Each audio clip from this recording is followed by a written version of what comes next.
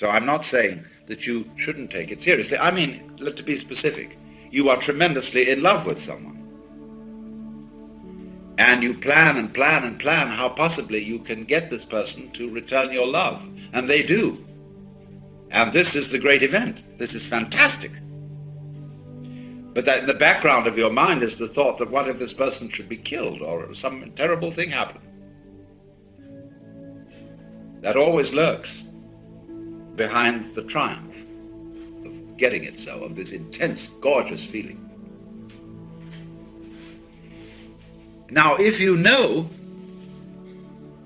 that this is in a way an illusion, you can allow yourself to take it quite seriously, but always having a Hintergedanke, a reservation, a thought way back. This is the game. And having that, as a matter of fact, you can take it seriously. You can allow yourself to get involved in life to the most ridiculous degree, because you know it's all right. No, it's just these vibrations. And so, wowee, let's really get into it. That is why a person who might be enlightened, a bodhisattva, does not always present a kind of detached and indifferent attitude, but is perfectly free to allow emotions, attachments. Why, R.H. Blythe, who was a great Zen man, wrote to me once and said, "How are you these days?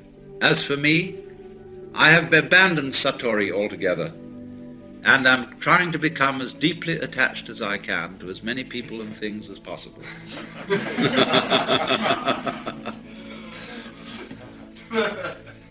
So what I'm pointing out to you is that this basic seeing that it's all da, da, da,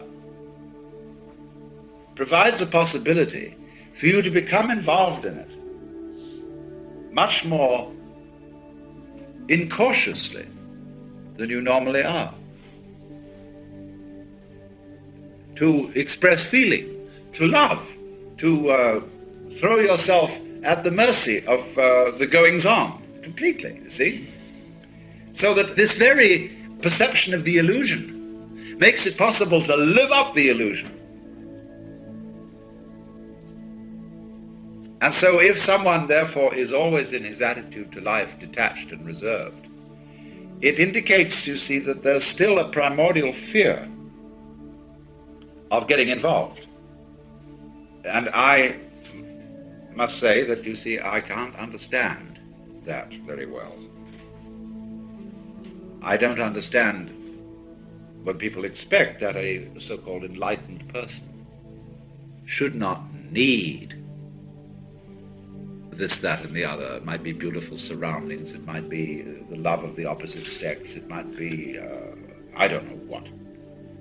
You shouldn't need that. In other words, you should scrub everything down to basic. And the end of that is, let's scrub the planet. Let's get all this disease called life off it and have a nice clean rock.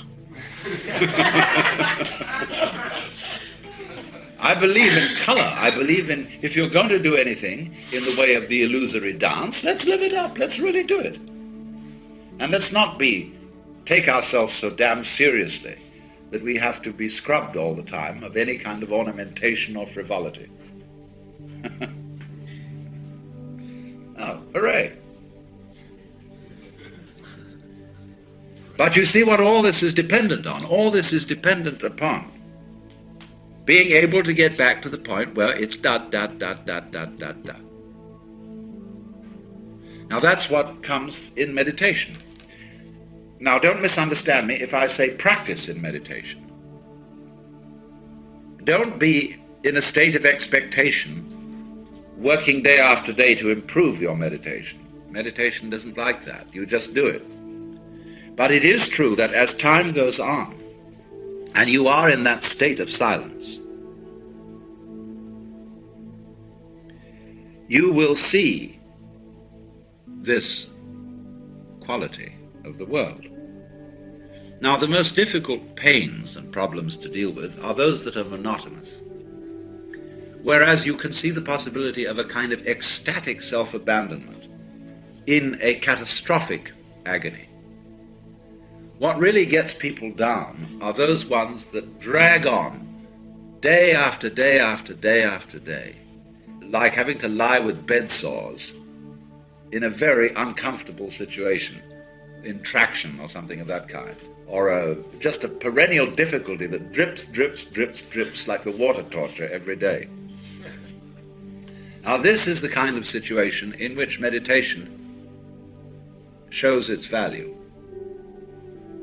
That you are increasingly in a state of consciousness where the world is babbling. Every one of us has something, you know, that we say we don't like to do.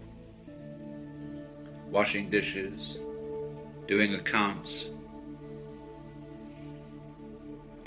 But when you get into the meditation consciousness, you see that nothing is more important than anything else, or less important. There is no way of wasting time. Because what is time for except to be wasted?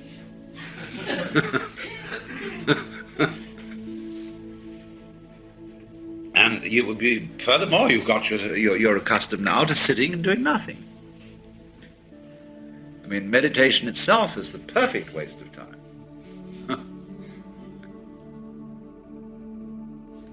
Now, I want to get down to the simplest possible nitty-gritty of what we've been talking about in a very easy way. To ask ourselves the question,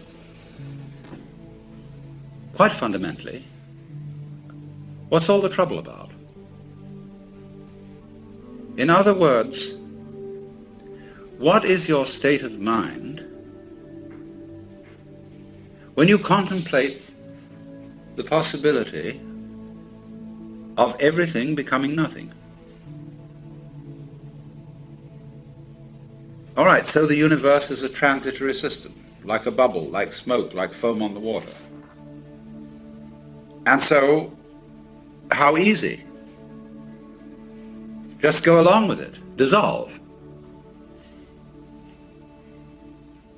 So, what's the problem? Why don't we want to give up?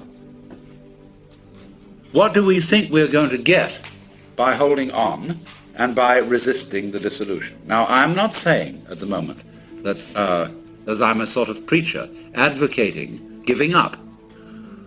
What I'm interested in for you to feel is what do you really feel like inside at the prospect of there being nothing, of this whole thing being a bubble that dissolves. You see, about death, the reality of approaching death, people are apt to feel chilly, cold, lonely, scared because it's an unknown. The most frightening thing about death is there might be something beyond it, and you don't know what it is. You remember facing the world as a child, or at any time, the world is full of threats, mostly from other people. And there are monsters. There are all sorts of things which scare you, but beyond every monster is death. Dissolution is the end of it all. And by and large, the art of government is to fill that void beyond death with threats of a rather unspecified nature, so that we can rule people by saying, if you don't do as I tell you, I'll kill you, or you'll kill yourself. And so long as we can be scared of that, and so long as we can be made to think of death as a bad thing, we can be ruled. And that is why no government likes mystics. Because if we define the mystic as the person who is no longer scared of death, because the mystic is, in the simplest possible language, the person who understands that you have to have nothing to have something. So, you can't fundamentally scare the mystic with death, Because, say, well, what end can it all come to? What's all the trouble about? The most it can come to is nothing. I mean, there may be some troubles on the way of resisting this, basically resisting it. I mean, as you might say, the very cells in your body resist their dissolution. And so in this resistance, there's an experience called pain, which we've been discussing. But beyond pain is annihilation. Or so it seems, anyway. What will it be like to go to sleep and never wake up? Nobody can think about it. But what is that state when you're teased out of thought? See, get with it. Going to sleep and never waking up. This is not as you would fantasize it.